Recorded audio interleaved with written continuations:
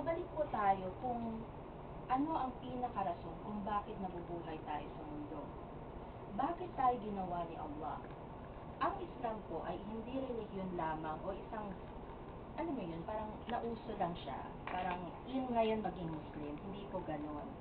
At ang Islam po ay isang way of life.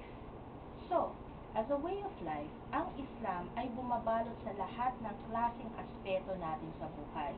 Mapa-social or economic at kung ano-ano pang sistema or institusyon na kailangan makakontribute sa goal na ito. Ang sumampalataya sa Allah subhanahu wa ta'ala ng walang pag-aalinlangan.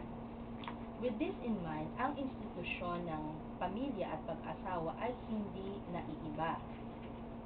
Alam niyo po, the ultimate objective of marriage institution is to contribute to these causes and makakreate po tayo ng isang environment para sa isang tao para ma-accomplish po niya or ma-fulfill itong purpose niya sa mundo natin at to submit sa order ng Allah Ta'ala.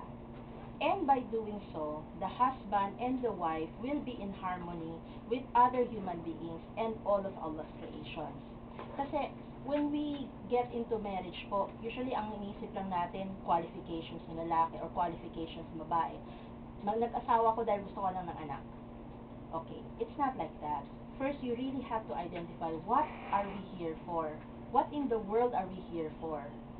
And Allah tells us, Allah subhanahu wa ta'ala says in the Holy Quran, I have only created the jinn and humans to worship me. Ayan na po. So wala na po tayong problema.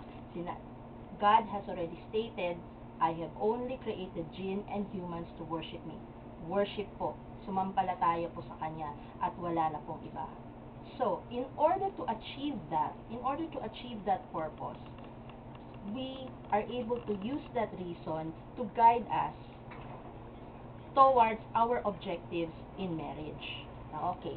Ngayon po, one of the objectives of marriage is realizing and fulfilling the sunnah of creation.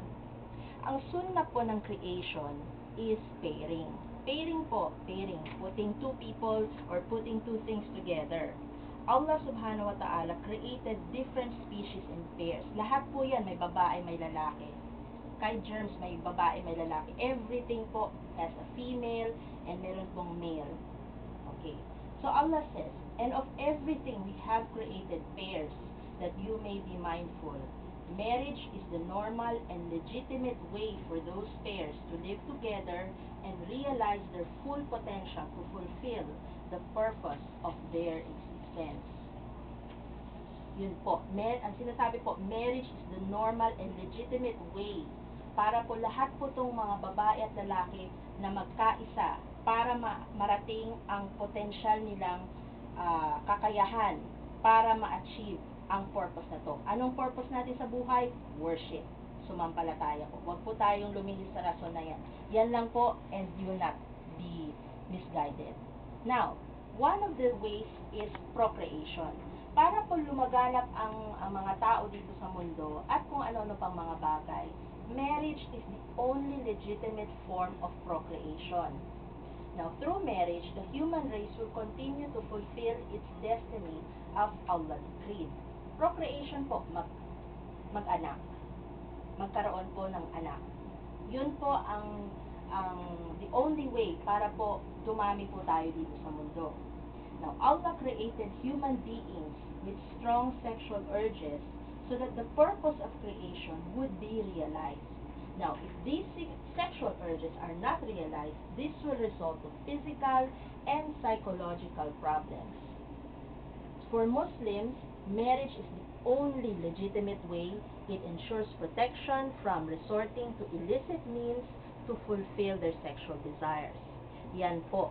So, Allah, tayo pong mga tao, we have sexual urges. Hindi po natin pwedeng makaila ito or i-control. Kasi so, sobrang control natin, ang nangyayari po sa atin, nagkakasakit tayo sa utak, naging depressed, and kung ano-ano pa. But, in order to address that, these are one of the objectives towards marriage. Now, to have, ang sinasabi po nating halal means to procreate is you have to go through the rites of marriage.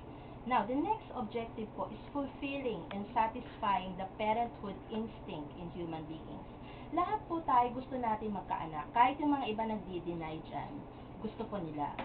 At meron naman po na hindi pa ready, pero pumupunta doon.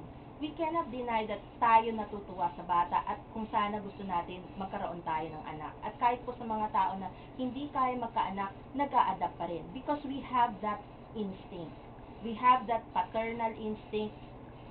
Women also have that natural maternal instinct that is given to us by Allah subhanahu wa ta'ala. Now, parenthood is a natural instinct that Allah created in all human beings.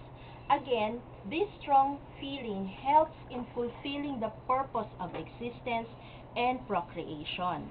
The marriage institution provides a legitimate, clean, hygienic, and honorable way of satisfying this need. So, in order po maka-achieve po tayo